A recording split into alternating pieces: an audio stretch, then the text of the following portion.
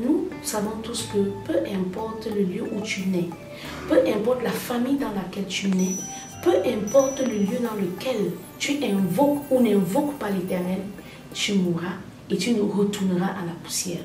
C'est pourquoi, bienvenue dans cette émission à la lumière du psaume 39, que Dieu vous bénisse. Dans le psaume 39, nous voyons, bien aimés dans le Seigneur, combien le problème que pose la vie conduit à voir la fragilité de l'homme.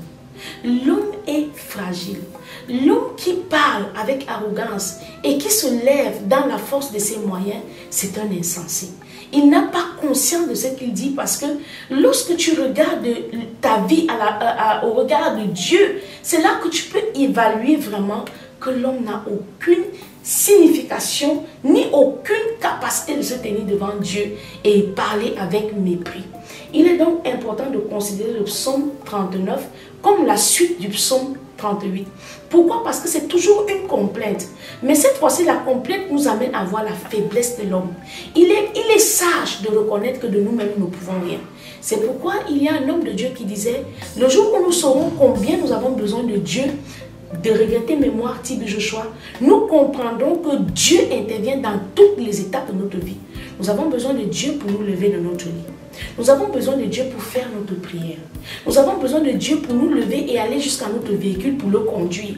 Nous avons besoin de Dieu pour choisir nos vêtements. Pourquoi? Sans le souffle de vie, tout s'arrête. Et l'homme n'est plus capable de prendre aucune décision.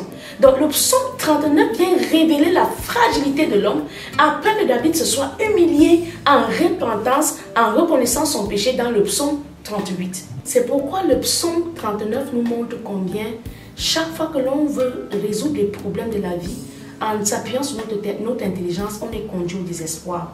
Sauf le jour où tu vas commencer à regarder tes problèmes à la lumière de la parole de Dieu. Les problèmes de la vie sont des miroirs de la fragilité de l'homme. Lorsque l'on regarde les situations de la vie, même quand on a tous les moyens du monde, nous nous souvenons de l'homme de la parole de Dieu qui dit, la Bible l'appelle ce riche insensé qui a amassé des biens, des trésors et qui disait après avoir amassé ses biens que désormais son âme peut reposer en paix. Et qu'est-ce qui s'est passé? Le soir même son âme lui a été arrachée. Pourquoi? Parce que les problèmes de la vie n'ont pas de solution dans la force de l'homme.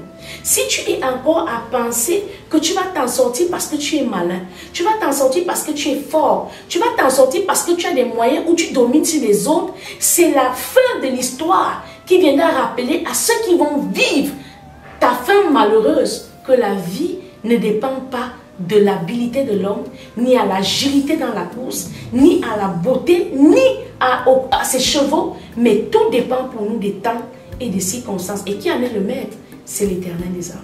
Bien-aimé dans le Seigneur, bienvenue dans le psaume 39. À la lumière du psaume 39, découvre la fragilité de ta vie et recommande ton sort à l'Éternel. Mets en lui ta confiance. Ne mets plus ta confiance en l'homme. Ne mets plus ta confiance en toi-même.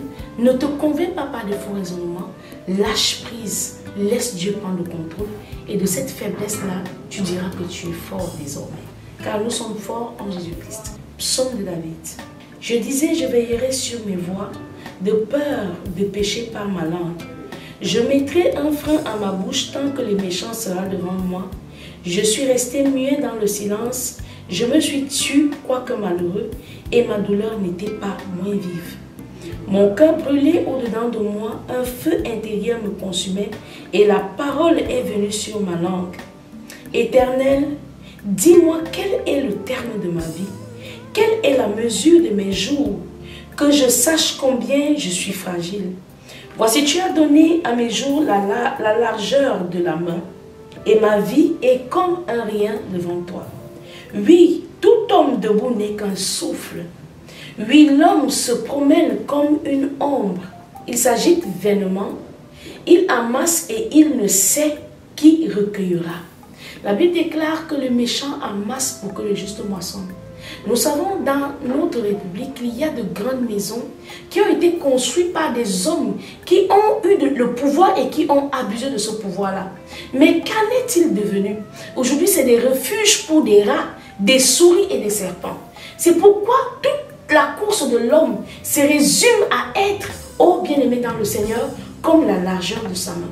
Tout ce que tu crois être se résume à être aussi petit que la largeur de la paume de main que Dieu t'a donnée.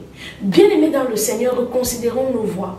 Reconsidérons nos voies parce que même le souffle que j'utilise aujourd'hui pour lire ce psaume, c'est une grâce qui me vient de l'Éternel. Que serait arrivé de ma vie si ce jour, il ne m'avait pas accordé le souffle de vie? Serais-je aujourd'hui devant ces caméras en train de lire le psaume? Non. Alors à l'Éternel, nous rendons gloire. À l'Éternel, nous remettons toute la gloire. Parce que sans lui, l'homme n'est que vanité. L'homme n'est qu'une ombre passagère. Maintenant, Seigneur, que puis-je espérer? Maintenant, après avoir constaté que je suis fragile, que puis-je espérer? Est-ce que je vais donc arrêter de croire que mon argent peut me sauver? Est-ce que je vais arrêter de croire que la famille dans laquelle je suis sortie est ma force? Est-ce que je vais arrêter de m'appuyer sur mon mari, sur mon épouse? Est-ce que je vais arrêter de me glorifier par mes enfants ou par le poste que j'occupe dans la société? Bien-aimé dans le Seigneur, en voici la réponse. En toi est mon espérance, délivre-moi de toutes mes transgressions. Ne me rends pas l'opprobre de l'insensé, je reste muet, je n'ouvre pas la bouche, car c'est toi qui agis. Alléluia. C'est Dieu qui a la capacité du verbe d'action. C'est Dieu qui amène les choses en mouvement. C'est lui qui les appelle en existence. C'est Dieu qui agit. Détourne de moi tes coups, je succombe sous les attaques de ta main. Tu châties l'homme en le punissant de son iniquité, tu détruis comme la teigne ce qu'il a de plus cher. Oui, tout homme est un souffle. Le psaume 39 nous montre combien nous sommes fragiles, combien nous devons plus taper la main sur la poitrine et jurer par nous-mêmes, combien nous devons reconnaître que l'Éternel est Dieu et nous adosser uniquement sur le Seigneur. Écoute ma prière, Éternel, et prête l'oreille à mes cris. Ne sois pas insensible à mes larmes, car je suis un étranger chez toi, un habitant comme tous mes pères. Pourquoi est-ce que le roi David me le dit? À l'Éternel, la terre et ce qu'elle renferme, le monde et ce qu'elle habite. Bien-aimé dans le Seigneur, le soleil qui t'éclaire aujourd'hui a vu Abraham naître. Le soleil qui t'éclaire aujourd'hui a vu Salomon naître.